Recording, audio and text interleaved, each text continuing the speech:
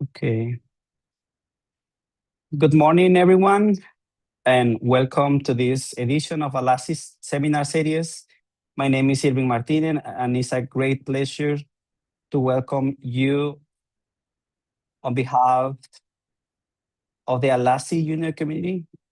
This seminar series was created as a space for scientific exchange, collaboration, and discussion across the immunology community in Latin America, the Caribbean, and beyond. We are especially pleased to begin this initiative with two outstanding immunologists whose work addresses fundamental mechanisms of immunology of immune regulation. Before we begin, we invite everyone to join us through the YouTube channel to submit questions in the live chat throughout the presentations.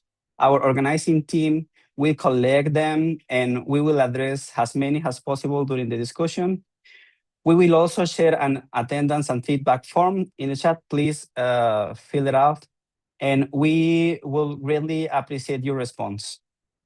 Each presentation will be followed with a brief transition, and we will reserve time for questions and discussion at the end of the seminar.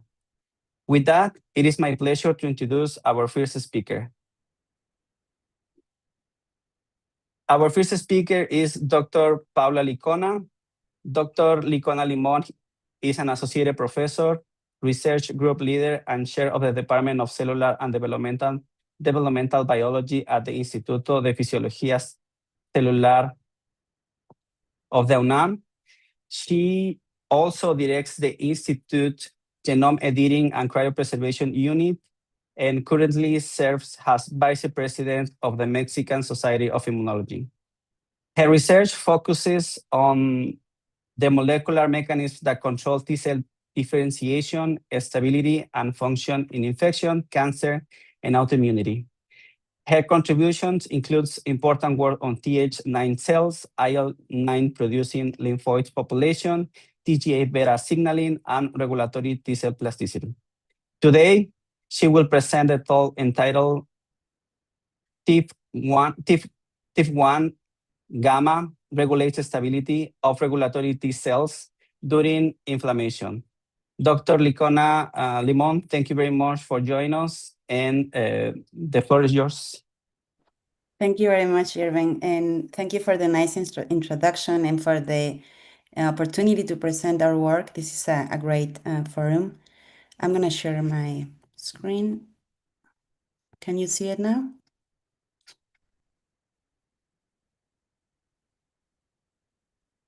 Okay, can you see it? Irving? Hello? Hello, hello. I don't know if you are looking at my screen. Can someone help me? Yes, we can hear you. Okay. Yeah, we can hear you and see you. Sorry. Okay, so thank you again for this wonderful opportunity. Today I'm going to talk about a project we've been working in my lab now for several years since I started my own lab back in Mexico almost 11 years ago.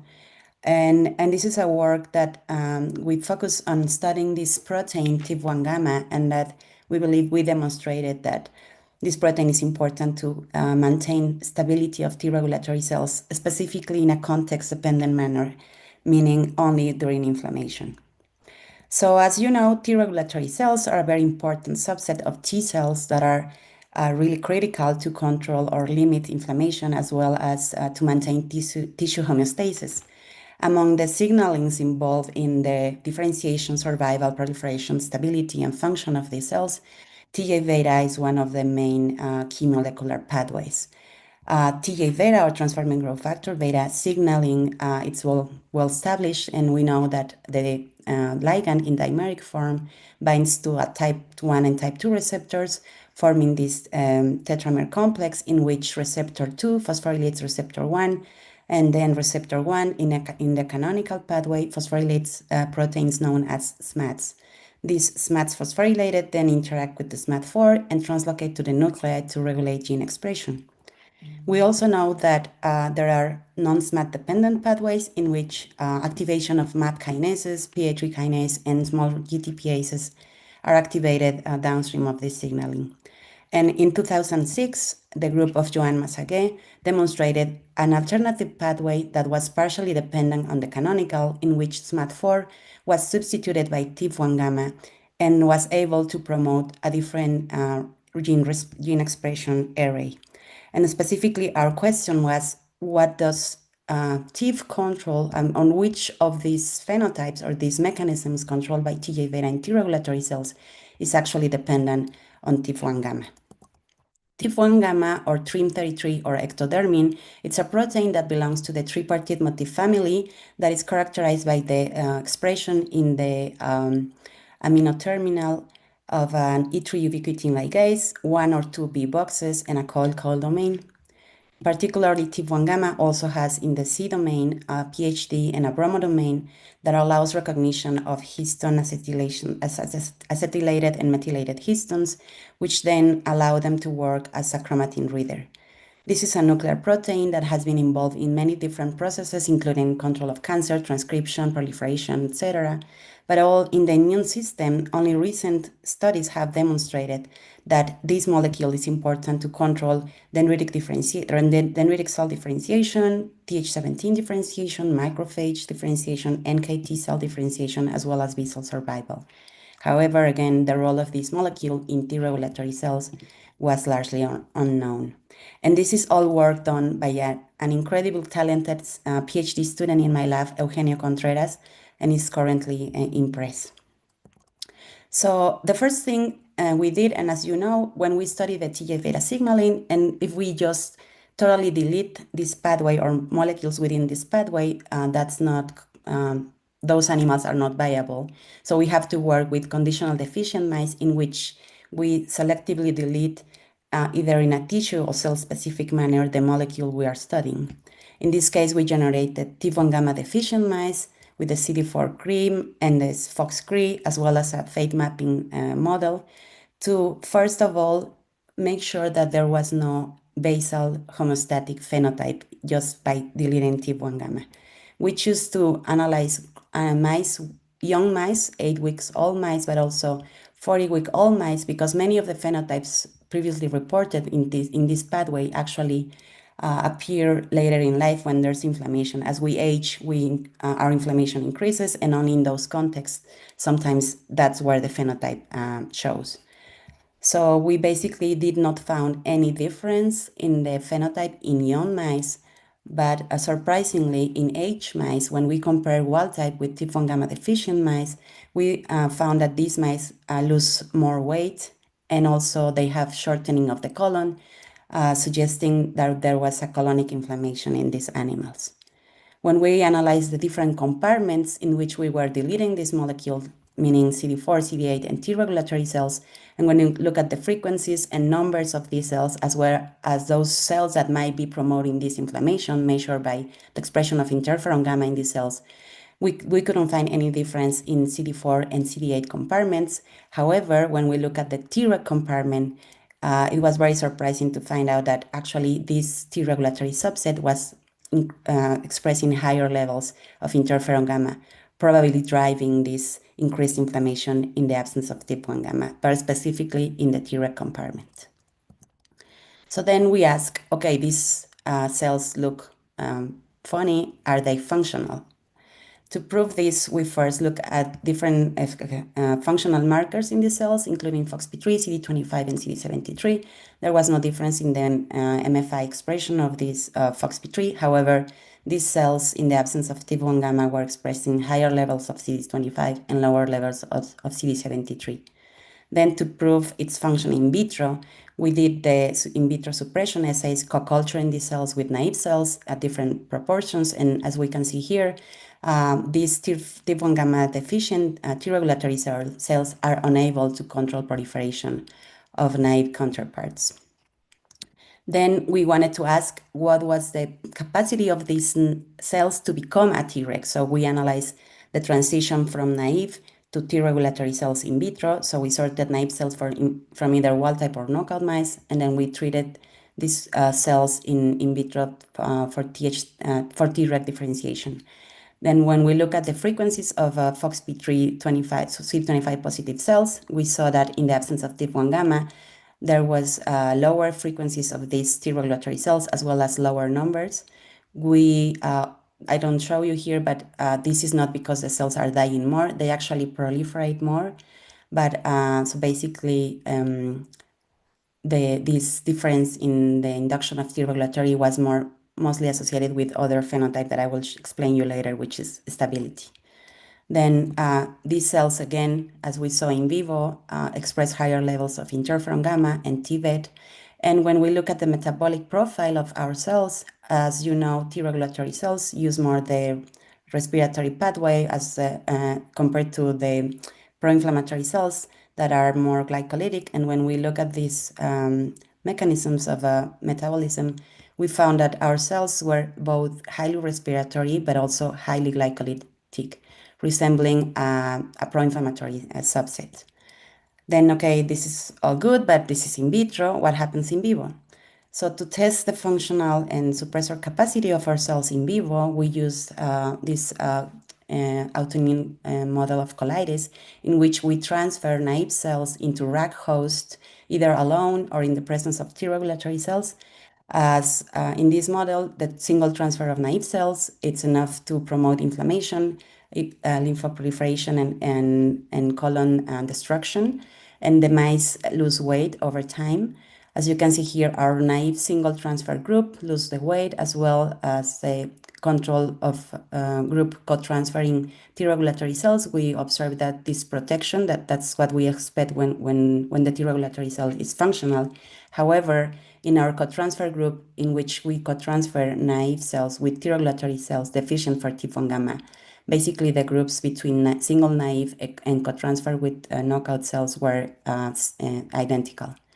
The same when we look at the pathology score, the clinical score was the same between the naive single group and the group transfer with T1 gamma deficient cells. And the tissue was also very inflamed and pretty much indistinguishable from the single naive group. So this was suggesting that these cells were not suppressing in vivo. Then when we use different congenic markers to analyze the separate subsets of T cells we were injecting, CD45.1 for naives and CD45.2 for Tregs. And when we analyze the universe of naive cells that were becoming inflammatory, we also saw increased expansion of these cells expressing interferon gamma, either in the naive control group or the co-transfer group with T1 gamma deficient Treg cells. And when we analyze within the universe of T regulatory cells that we were co-transferring in these experiments, the frequencies of T regulatory cells were lower in the absence of T1 gamma, and these cells were expressing interferon and gamma. Importantly, with this congenic marker, we could also track those cells that used to be Treg that now lose expression of FOXP3 and become X-Tregs. And in this setting, we also saw concomitantly with this decrease in Tregs an increase in X-Tregs, and these X-Tregs were also expressing interferon gamma. So we ask, is this cell intrinsic? So maybe this loss of Treg phenotype could be driven by inflammation. And to do so, to answer this question, we single transfer T1 gamma wild-type Tregs or T1 gamma deficient Tregs, and then we transfer them into RAG mice and analyze these populations 8 to 12 weeks after transfer. And when we look at the universe of these Tregs or X-Tregs in these mice, in this case, we use a fate mapping mice, so we can track the fate of these cells in a more faithful way. We again saw that in the absence of T1 gamma, even when there's not a naive cell inflaming in this context, this cell has a cell intrinsic capacity to lose FOXP3 when T1 gamma is not present. Then we ask, okay, these cells are losing their stability, but if you have a Treg that's functional, can this bona fide Treg inhibit this transition? So we co-transfer T1 gamma wild type together with T1 gamma deficient Tregs, and then we analyze this transition from Treg to X-Treg. And again, even in the presence of functional Tregs, these T regulatories deficient for T1 gamma were again losing the expression of FOXP3 and becoming X-Tregs. Then we wanted to have a more unbiased analysis on the molecular mechanisms taking place in these cells. So we performed omic analysis. In this case, we sorter Tregs. We activated them in vitro, and then we did ATAC-seq and RNA-seq data. And our data demonstrated that indeed our TIF1 gamma deficient Tregs express higher levels of Th1-like genes, including TVET, interferon gamma, and perforin, granzyme. And when we did the gene ontology analysis, actually the Th1, Th2 differentiation pathway was one of the mostly enriched. Then when we did a GSEA analysis, and we found that these cells, the lacking TIF1 gamma expression, actually have a Th1 signature enrichment compared to wild-type Tregs. And in our ATAC data, we also found differentially accessible regions either increase or decrease in the absence of TIF1 gamma. And interestingly, among those differentially accessible regions, there were motifs that can be recognized by pretty much any stat. Stats are these proteins, as you know, downstream of pretty much every single pro-inflammatory signal. Then we also wanted to dig in a bit more into these different accessible regions. And here you can see our ATAC-seq data together with the RNA-seq data. And in this example, interferon gamma, there was this increased accessibility in a region that it's known to bind STAT1 and 4. And when we look at the histone marks that are present in these differential accessible regions, we actually found that where those places that were differentially accessible were mostly associated with enhancer capacity or the enhancer quality. So the differentially accessible regions were actually enhancer regions. And that was already proven also for TIF in dendritic cells. So based on this data and assuming that maybe this plasticity we saw was beyond Th1 because pretty much every stat was downstream of this accessibility increase, we asked if this could be context dependent. In other words, maybe if we challenge the cells that are lacking TIF1 gamma in a type 2 or type 3 model, that the phenotype they will acquire won't be Th1, but maybe Th2 or Th17. So to test this, we infected mice with a helminth, a parasitic helminth that is prone to promote a type 2 inflammatory phenotype, mainly driven by IL-4 and IL-5, 4, and 13. And in this case, when we infected wild-type or TIF1 gamma deficient mice with NIPO, and we analyzed 7 days later the populations of FOXP3 cells, first, we didn't find any difference in the total frequencies of number of these cells, but when we analyzed expression of IL-4 within these T regulatory cells, we indeed observed an increased frequency of Th2-like Tregs in the absence of TIF1 gamma, both at the frequency and at least in the mediastinal lymph node at the cell number. And of course, this phenotype or this lack of stability or this plasticity was actually impacting on the worm counts, having lower worms when these Tregs were expressing IL-4. So up to here, I have shown you that in the absence of TIF1 gamma and in a context-dependent manner, there's this plasticity and this phenotype of acquisition of a T effector phenotype. In the case of Th1 or type 1 model, I show you the aging and the steady state. The colitis model, we also did listeria infection and melanoma. And in all those contexts, TIF1 gamma deficient Tregs acquire a Th1-like phenotype or become X-Tregs with a Th1-like phenotype. And contrary to this model, when we challenge the system with a type 2 inflammatory model, these TIF1 gamma deficient Tregs acquired IL-4. And then again, we conclude that the lack of TIF is allowing for this plasticity, and the cells will adapt and will become or will acquire a phenotype depending on the inflammatory context. So this is all very nice, but how does it work? What is the mechanism? Of course, the first and the obvious candidate was TJ-beta. However, surprisingly, when we did the ATAC-seq and RNA-seq analysis of these cells in the presence or absence of TJ-beta, we found that both wild-type and TIF1 gamma deficient cells were actually activating at least the canonical TGA-beta pathway by the induction of SMAD7, phosphorylation of SMAD2, etc. But when we included in these conditions also a condition in which we totally eliminate the function of TGA-beta. And in this context, in which TGA-beta was absent, is when we saw this increase in Th1-like or inflammatory phenotypes, as well as activation of the beta-catenin and Wnt pathway. So this was very surprising, because we, of course, expected that TGA-beta was going to be the responsible for this. But then we look at what was known about TIF1 gamma and beta-catenin, and if there could be any connection. And we found that actually TIF1 gamma, or TRIM33, through the E3 ubiquitin ligase, ubiquitinates beta-catenin and promotes degradation.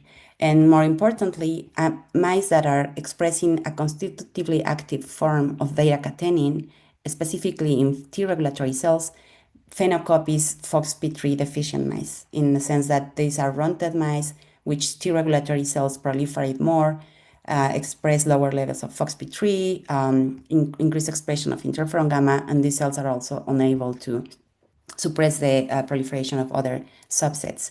So the logical question was to analyze what was happening with beta-catenin in these TIF1 gamma deficient Tregs. So we look at the expression level of these molecules, both beta-catenin and TCF7, which is a downstream partner of beta-catenin, were increased in our T regulatory cells. And this was very interesting because some recent studies have shown that in Tregs, in resting Tregs, TCF7 binds to FOXP3 to actually form this repressor complex to inhibit the activation of pro-inflammatory genes. When you have the beta-catenin pathway activated, this beta-catenin disrupts this interaction between TCF7 and FOX, and then opens enhancers and promotes expression of pro-inflammatory genes. And our attack data in this particular condition, actually also a more detailed analysis demonstrated that though among those increased accessible regions observed in our cells, there was actually this enrichment on FOXP3 and TCF7, and within those differentially expressed genes, almost one-third of the total differentially accessible regions were actually sites in which there were motifs able to bind TCF7 and FOXP3. When we analyze this universe of differential accessible regions, again, we see Th1 and 2 differentiation, activation of T cells, lymphocyte proliferation, etc. And here's just an example in which you can see in our attack data some regions that are that have increased accessibility in the absence of TIF1 gamma. And when we match this data with previously published reported ChIP-seq data, in which we can track the binding of TCF7 and FOXP3, those same sites that are increasing in accessibility are also binding this complex. So supporting that maybe this model was the one, or this mechanism was the one acting in our case. Then to prove that really the accumulation of beta-catenin was the one responsible for this phenotype, we use this inhibitor, HAV939, which is a stabilizer of the degradation complex for beta-catenin, which means it will degrade beta-catenin, okay? So when we promote degradation of beta-catenin in our cultures in vitro, we saw that this loss of FOXP3 and acquisition of a Th1-like phenotype, as well as the proliferative capacity increase in our cells, was totally ablated. Then we did the same experiment using the HAV, but now in the in vivo setting. We co-transferred TIF1 gamma wild type and knockout cells, and then we treated these mice with HAV every 4 days. And when we look at this, the universe of Tregs and XTregs, again in vivo, in the presence of this drug that it's degrading beta-catenin, then this loss of FOXP3 and acquisition of XTregs is lost. Okay, this is a model in which we inject a drug that could be maybe a dirty experiment, because this inhibitor could be degrading beta-catenin in other compartments, to make it even more clear and to absolutely prove that is really the accumulation of beta-catenin in our cells, the one responsible for the phenotype. We knock down beta-catenin in the TIF1 gamma deficient and wild-type background. We edited these Tregs, we transferred them into rag mice, and then we analyzed 2 weeks later. And in this cleaner system in which we eliminate beta-catenin in our cells, again, we demonstrate that this loss of Treg and acquisition of an ex-Treg phenotype as well as pro-inflammatory phenotype is really dependent on the accumulation of beta-catenin.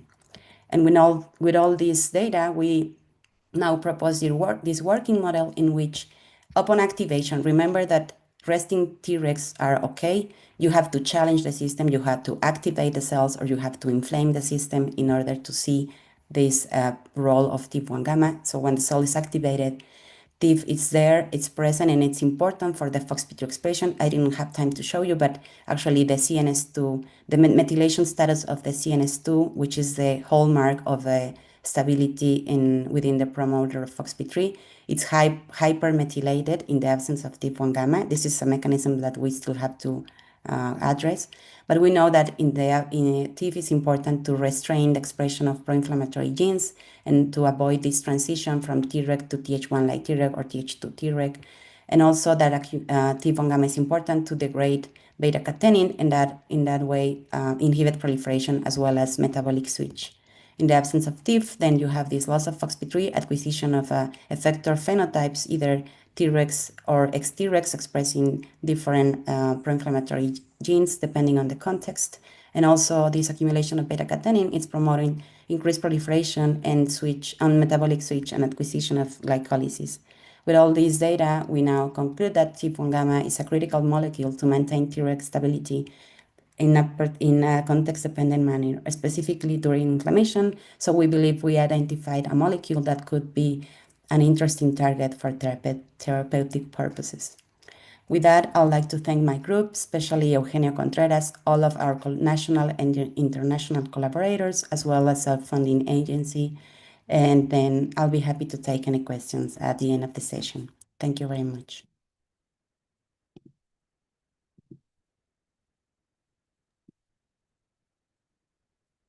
Thank you very much, Dr. Licona, for this excellent and very interesting presentation. We will continue with now with our second speaker, Dr. Fabiola Osorio. Dr. Fabiola Osorio is an associate professor of immunology at the University of Chile, where she leads a research program focuses on dendritic cell biology. She earned her PhD in immunology and molecular pathology at University College London Cancer Research UK and completed her postdoctoral training at the VIB Research Institute in Belgium. Her research investigates how dendritic cells sense and integrate cellular stress signals to regulate antigen presentation and innate and adaptive immune response. This work has broad implications for inflammation, infection, cancer, and chronic disease. Today, she will present the talk entitled Regulation of Dendritic Cell Function by the Unfolding Protein Response. Dr. Osorio, thank you very much for being with us. And again, the floor is yours. Thank you very much, Irving, and thank you to the ALACI community for the opportunity to present our work. I hope you can see my full screen now. Yes, I guess you can. I really appreciate the opportunity to present the work that we are doing in the lab. As Irving mentioned, we study cellular stress pathways and the contribution to inflammation. And in particular, we focus on dendritic cells, which are the key sentinels of the immune system. So you may know, of course, dendritic cells as these cells that are able to capture insults in the periphery and that are able to migrate and activate T cells for the initiation of adaptive immunity. So these cells and the capability of these cells to detect the insult is going to dictate the type of response that is going to be elicited. In this regard, then these dendritic cells have emerged as critical targets in immunotherapeutic approaches to fine-tune processes such as cancer, autoimmunity, and so on. So the interesting part of dendritic cells is that these cells are not constitutively activating the immune response. They are found in tissues in a quiescent state, and they need to recognize an inflammatory insult in order to become competent antigen-presenting cells of the immune system. So they do so, and we know very well that insults such as pathogens or injured tissues or damaged cells are very potent elicitors of dendritic cells because these cells express pattern recognition receptors that allow them to activate different gene programs that convert these cells into these competent antigen-presenting cells. And this overview of the immunology is absolutely correct. However, there are several pathologies that do not fulfill this criteria. So for instance, if we think in chronic inflammatory diseases, these pathologies are not characterized by infectious settings, and they do not have overt tissue damage, at least in the beginning. So we know that the immune system contributes to these pathologies, but we do not have a clear understanding of the mechanisms that regulate the immune control. So what we know about these chronic inflammatory diseases is that they are characterized by hallmarks of intracellular stress. So if you look in data sets from fibrosis tissues or cancer or a liver pathology, you are going to have several marks of intracellular stress.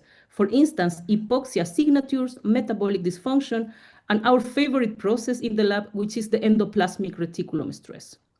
So these pathologies are characterized by activation of cellular stress signals. But what we do not know in an exhaustive manner is how these cellular stress signals contribute to shaping the immune response in these pathologies, and whether we can intervene these pathways in order to provide novel therapeutic approaches for these settings. So this is what we try to do in the lab. We try to exhaustively examine the role of cellular stress signals in order to identify those that are competent to activate dendritic cells and that we can fine-tune in pathological context. So we propose that in addition to this non-self, damaged self discrimination, there is also a third state, which is the stressed self. And we think the stressed self is also very informative for the immune system. And by studying these cellular stress pathways, we can now have novel approaches for treating pathologies such as the chronic inflammatory diseases, but also other pathologies that do not have currently a cure. So my lab tries to elucidate how cellular stress shapes dendritic cell activation for the regulation of immunity.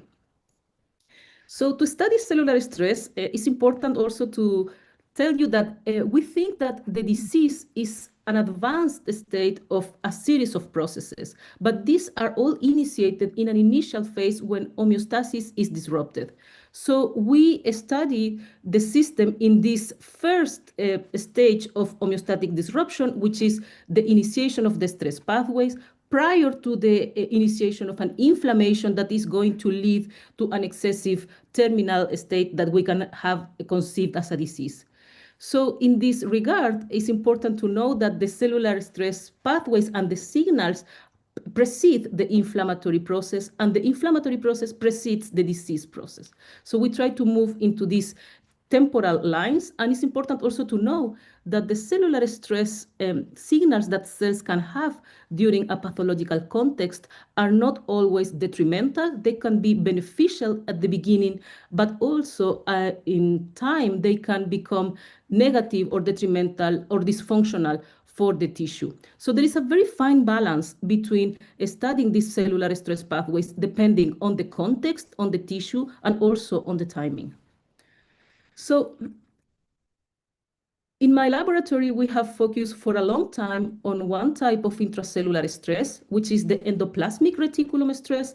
This is a type of stress that is very relevant for dendritic cells, because you have to think that dendritic cells transit very fast from a quiescent state into an activatory state. This requires a massive reprogramming in cellular biological components, an increase in the protein synthesis demands, and increasing the secretory proteins that are going to be required for the initiation of immunity.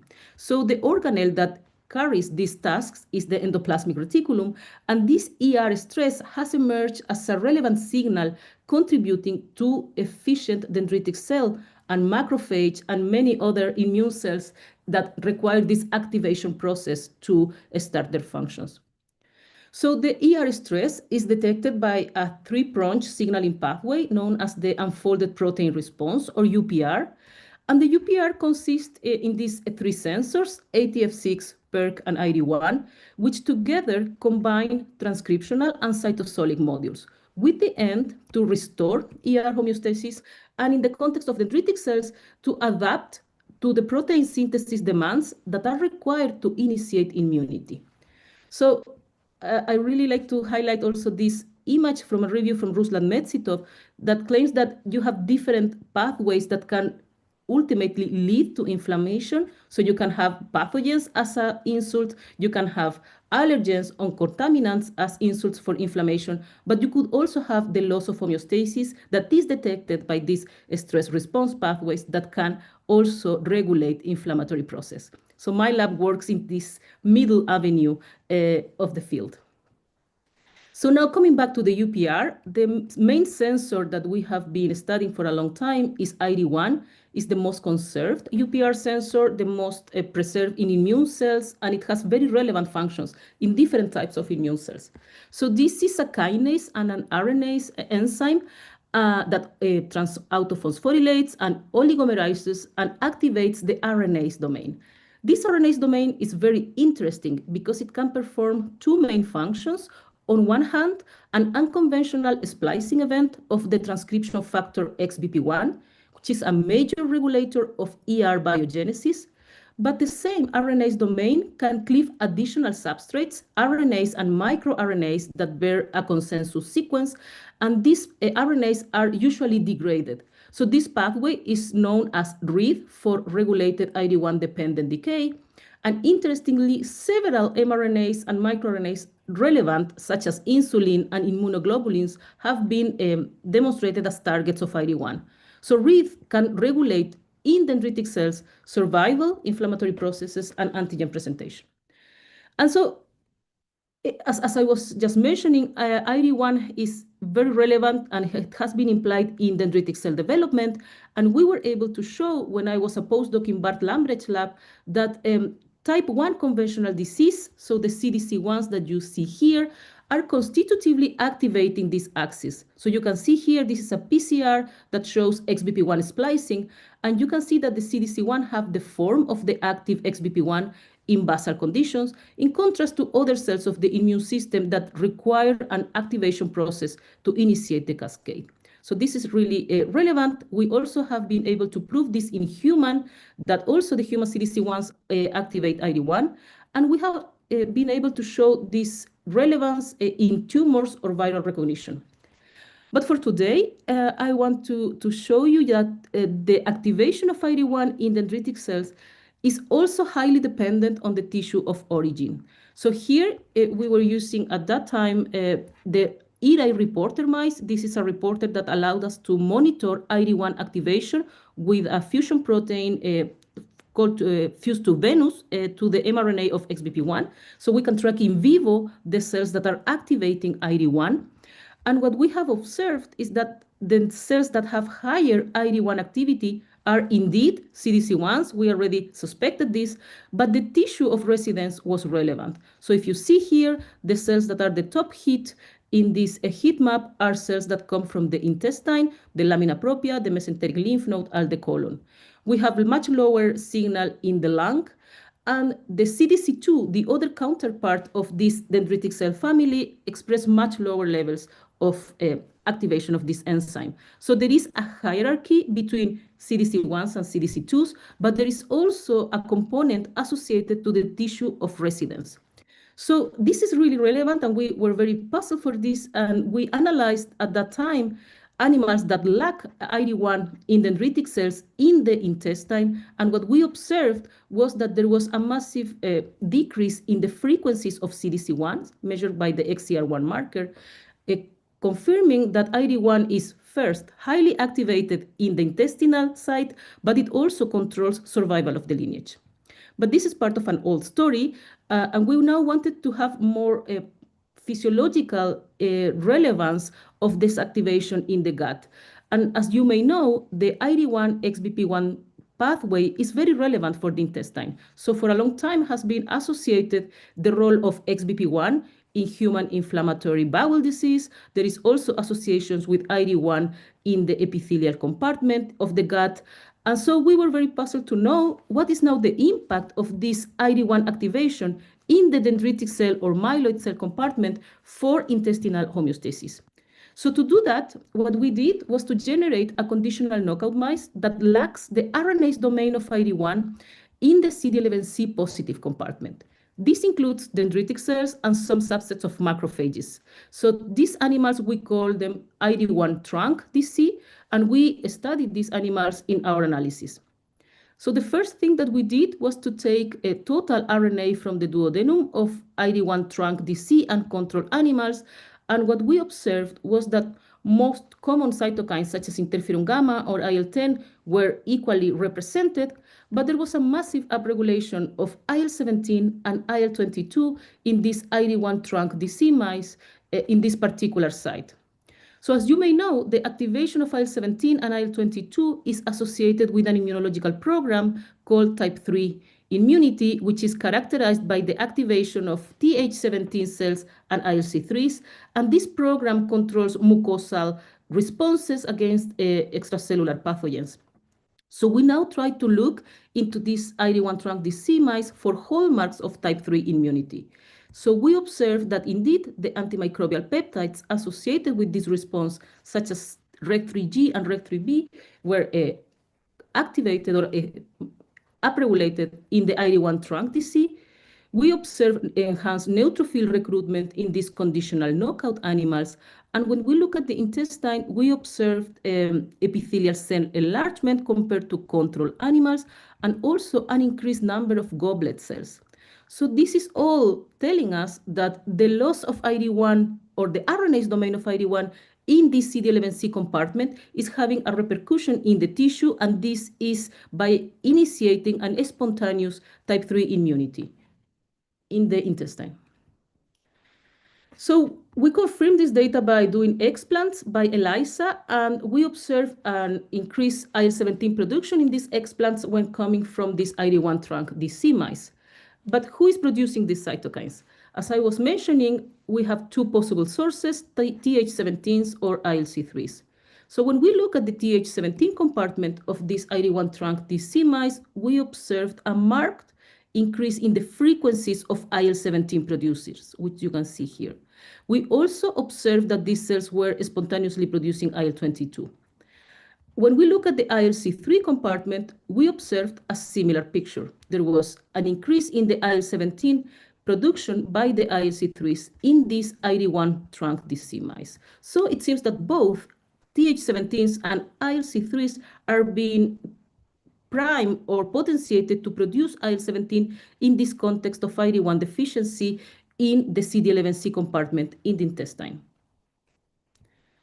So now, as you may know, and perhaps I forgot to mention, but dendritic cells are a highly heterogeneous group of leukocytes. There are several families. We talk a little bit about the CDC1s and the CDC2s, but the truth is that there are many dendritic cells, and particularly in the gut is a site for active dendritic cell recruitment, and there are different lineages that are contributing to either immunity or tolerance. So which dendritic cell or which CD11C positive cell could be responsible to drive this spontaneous type 3 immunity was a question that we had. And to this end, we sorted first dendritic cells from the intestine of these animals. And in the gut, we can find 3 subsets of conventional disease, CDC1s, and 2 subsets of CDC2s. And we look for the cytokines that were involved in the establishment and priming of Th17 cells. So we look for IL-6, IL-23, and IL-1 beta in these sorted subsets. And what we observed was that IL-6 was highly expressed in CDC1s and CDC2s compared to control animals in these ID1 trunk DC mice, and IL-1 beta was also increased in their transcript levels in these conditional knockout animals. So it seems that losing the RNase domain of ID1 in the CD11C positive cells, in this case conventional disease, reprograms these cells to produce these cytokines, which could explain the increase in Th17 cells that we are seeing in these ID1 trunk DC mice. So what about the ILC3s? So the ILC3s are also being activated, but they are not strictly dependent on this conventional dendritic cell response. So we wanted to see whether there are CD11C positive cells that also contribute to these ILC3 responses in this ID1 trunk DC. So to understand how ILC3s work, we need to see that these ILC3s that are here reported in this beautiful paper from Gendel in 2020 are in contact with a specific subset of dendritic cells, which are called CADC for cryptopatches and isolated lymphoid follicle associated disease. And these dendritic cells keep this ILC3 in control because they secrete a decoy for the cytokine IL-22. So in this manner, the bioactivity of IL-22 is kept in control by constantly secreting this factor. In absence of this IL-22 binding protein, there is an uncontrolled release of IL-22, and this can have also detrimental roles for the animal. So we were very interested now in look at this particular CADCs because they are very interesting and we are dendritic cell fans. So what we did was to first look for the cytokine that these dendritic cells prominently produce, this decoy IL-22BP, and we observed that the ID1 trunk DC mice produce much lower levels of this decoy. So this could explain why do we have much more upregulated levels of IL-22 in ID1 trunk DC mice. Now, to look at this CADCs, we needed to include an additional antibody in our canonical dendritic cell gating. This SPLET1 antibody provided very nicely by Tom Cupido in Netherlands. And this SPLET1 allows us to dissect these CADCs that you can see here, and also to clearly define the other dendritic cell subsets in the gut, the CDC1s, and the two subsets of CDC2s. So now that we can identify these CADCs in the intestine of mice, we measure the frequencies and we observe that we're completely normal between wild type and conditional knockout animals. However, when we look at the production of this decoy, the IL-22 binding protein, we observe that the loss of ID1 in the CADC compartment was important for the production of IL-22, as the knockout dendritic cells produce much lower levels of this decoy compared to the control counterpart. So this altogether indicates that the dendritic cells and the CD11C positive cells, in this case also the CADCs, are being affected by the loss of ID1 RNAs, and they are being reprogrammed. And the ultimate consequence of this is the expansion of Th17 cells and ILC3s. So to link this into a more physiological response, what does it mean to have a spontaneous activation of type 3 immunity in the gut? So it was previously reported by the group of Jasmine Belkade and Roger Main that the spontaneous activation of IL-17 and IL-22 in the gut had consequences for lipid absorption. So the increased presence of these cytokines reduced the expression of a lipid transporter called CD36, and animals usually start or show a reduced capacity to take lipids from the diet. So we measured the expression of this CD36 transporter in our conditional knockout animals and observed a decrease in the expression of this transporter in different parts of the small intestine. So in line with the functional consequences of having an exacerbated presence of these two IL-17 and IL-22 cytokine. And then we did a lipid uptake experiment to demonstrate whether these animals have a deficiency in this process. So we took epithelial cells from the intestine of wild-type unconditional knockout animals and give them a body P50, which is absorbed as a free fatty acid, and we observed that the epithelial cells coming from the ID1 trunk DC mice have a decrease in the capacity to absorb lipids. So what this means is that we can connect the ID1 RNase activity in the myeloid cell compartment with the spontaneous type 3 activation, and this can have a consequence in the dietary capacity to include lipids and also to absorb these components from the nutritional inputs. So I hope I could show you in these 20 minutes of talk that the activation of this UPR sensor, ID1, is very relevant for maintaining the balance in the intestine.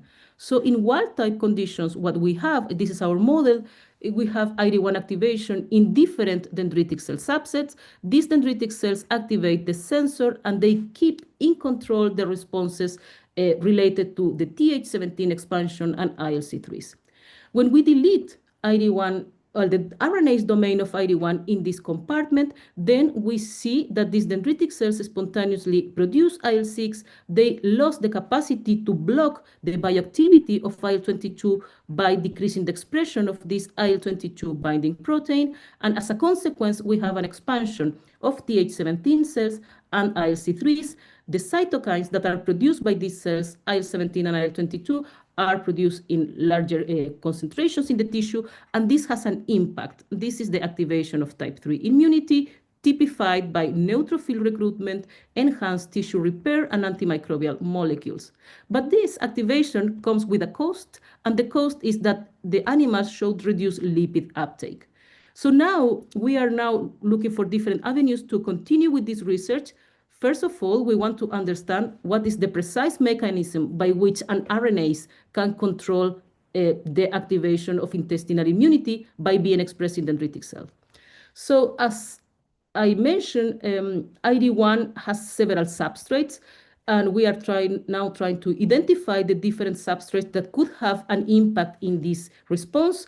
These substrates must have a consensus sequence, is this Cook-Cag sequence in a secondary structure. So we are now looking for potential targets of ID1 that allowed us to get a clear mechanistic insight into this process. And the other line of research that we are pursuing is the biomedical implication of such a response.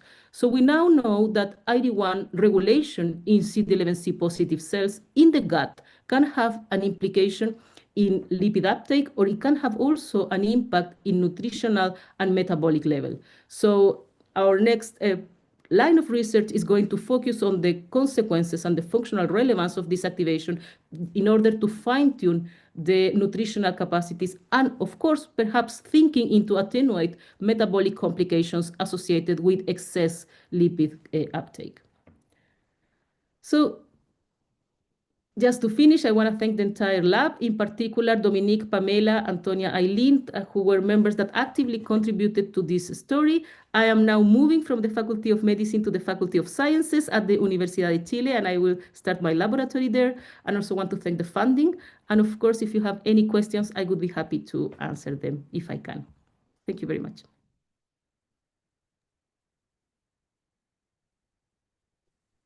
Thank you very much, Dr. Osorio, for this fascinating presentation. I would like to invite both speakers to join us for the discussion. We have received questions from the audience through the YouTube channels.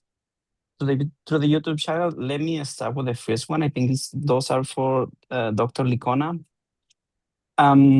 Someone asked in the YouTube chat if TIF1 gamma has another name.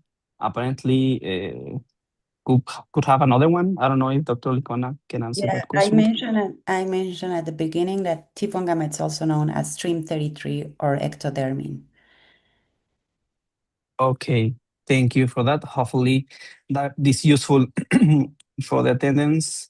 Another question about that is about the TIF1 gamma is if you guys did a complete knockout of this protein in the mice. I think it's probably Maybe not I possible. didn't explain it better. I mean, I should explain it better, but what the mouse model we use is conditional deficient mice, in which we specifically delete TIF1 gamma either in total T cells with the CD4 CRE or in Fox CRE, specifically deleted in Tregs. So this is a mouse that doesn't have the TIF gene specifically in T cells, either T cells, total T cells, or Tregs. Yeah, thank you so much. Now I'm curious about if it's possible have a complete knockout or It's you have like lethal. a It's lethal. yeah. Yeah. I would expect that, to be honest. Someone asked also if it's possible block TIF1 gamma pharmacologically in a model of cancer to see what is happening with that. I mean, probably it's the same thing, right? We showed I didn't show you the data, but we tried the tumor model, and in fact, as this person is expecting, the tumors grow less. So again, coming back to the ablated function of T regulatory cells, which in that context, having a Treg that's not working properly, it's helping with the anti-tumoral response. We don't have a specific inhibitor for TIF, and we are now currently trying to find collaborators to help us design these particular inhibitors. But because, of course, now the next question or the next projects we want to address are basically focusing on manipulating this molecule in a context-dependent manner and in the way either inducing the expression, maybe in an autoimmune context, or reducing the expression in a transplant or tumor model. Yeah. Thank you. Thank you for that answer.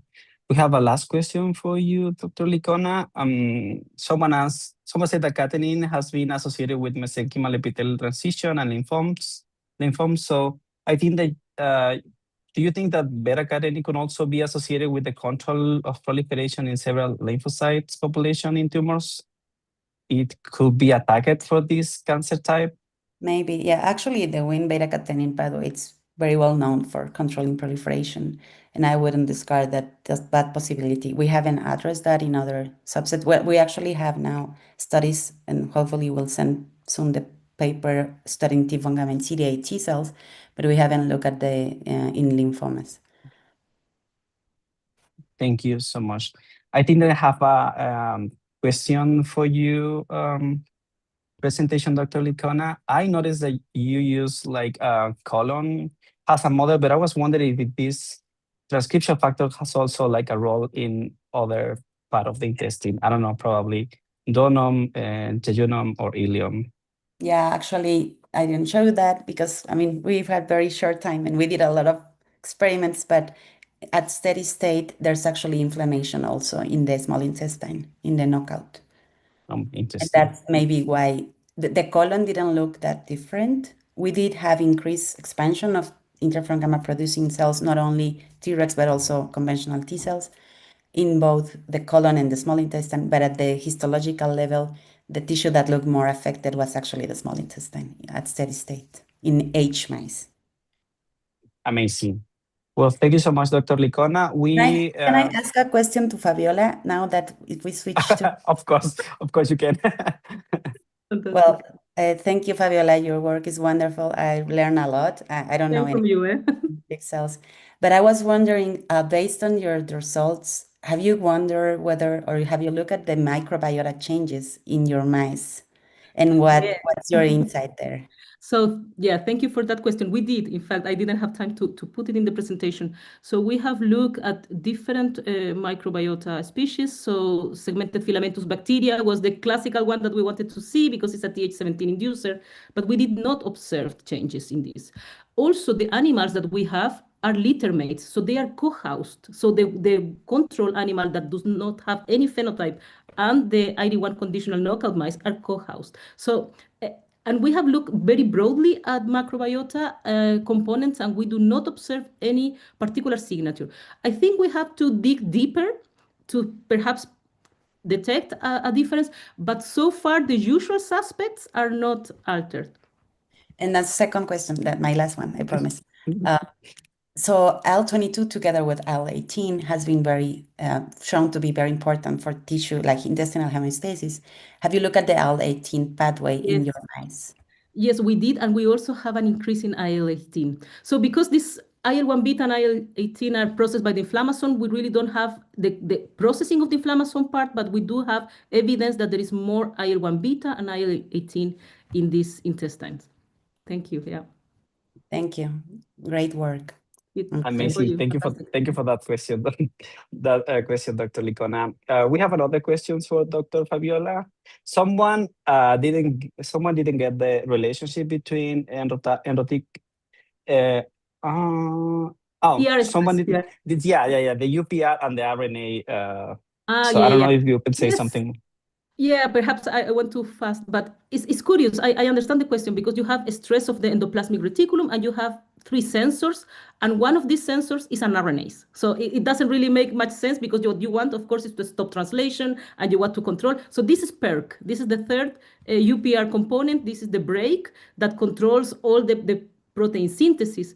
But the RNase domain of ID1 splice XBP1, which is the transcription factor that controls ER biogenesis, but it has several other substrates. And this is what I wanted to highlight in the talk. So these other substrates of ID1, which are also cleaved under conditions of ER stress, are very relevant, but they are very difficult to identify because they do not have a common particular function. They have the same sequence in a secondary loop structure, but they do not share functional outcomes.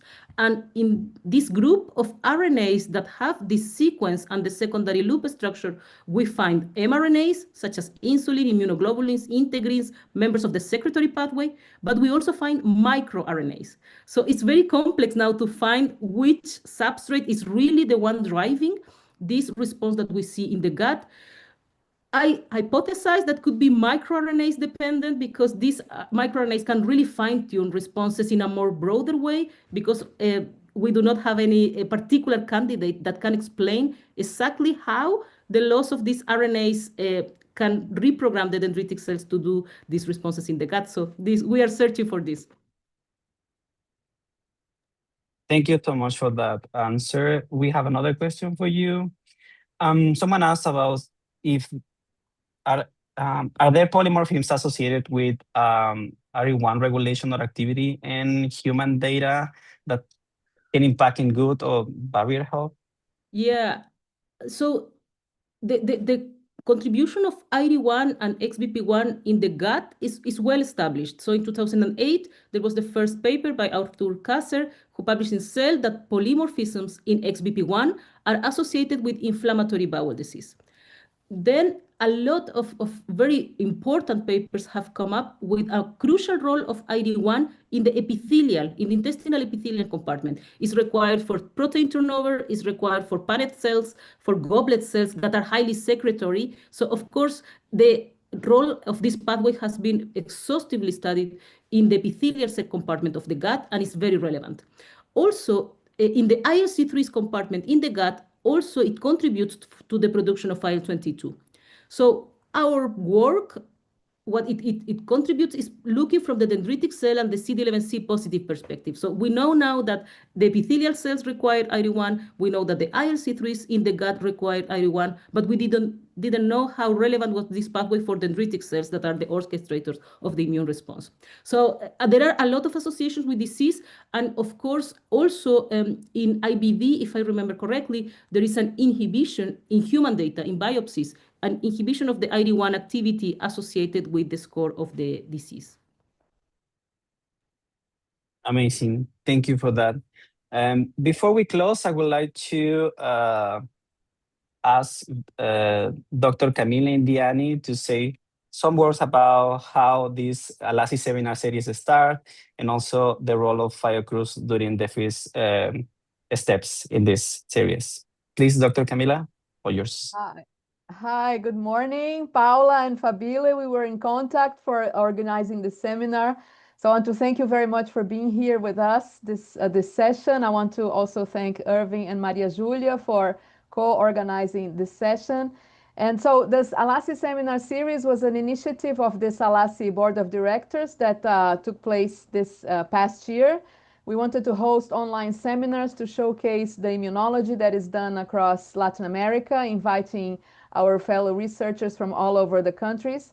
So the senior researchers were all appointed by the presidents of the respective societies of immunology of each country. We had a lot of suggestions sent to us. And the junior presenters were also selected by the ALACI junior community. So it was all a very engaging process to find these representatives of the immunology that is done in Latin America. So Fiocruz hosted these seminars up to June, together with the ALACI junior community. But then we thought it would be also a good opportunity for the junior researchers to assume this post and host the seminars from now on until the end of the year. So the seminars are held every last Friday of the month, always online with the Q&A after the sessions. And we hope that you can spread the word and have more people from your institutes and your countries joining this series so that we can all know each other and hopefully meet in presence in Brazil next year when the ALACI meeting takes place in Ouro Preto. So thank you very much, Irving, for this opportunity, and the researchers that we had today. the female researchers, always a very big pleasure for me to listen to my colleagues speaking about immunology. Thank you, guys. Thank you so much, Dr. Camila. Thank you very much, Dr. Licona and Dr. Osorio, for sharing your work with us and for the stimulating discussions. It has been a privilege to have you as speakers in this ALACI seminar series. On behalf of the ALACI Union Committee, I would like to also thank everyone who joined us today across Latin America and the Caribbean, and of course beyond. Your participation is essential for building connections, collaborative immunology community. And before we close, please remember to complete the attendance and feedback form that we share in the YouTube chat. Your comment will help us to improve future seminars and activities. We look forward to welcome you to the next edition of the ALACI Seminar Series. Thank you again for joining us and have a wonderful day. Thank you so much for the invitation. Bye-bye. Thank you very much. Bye-bye. Arvin, are you still there? And Julia? Yes, I'm still here. Just give me a second. I'm going to stop the live stream.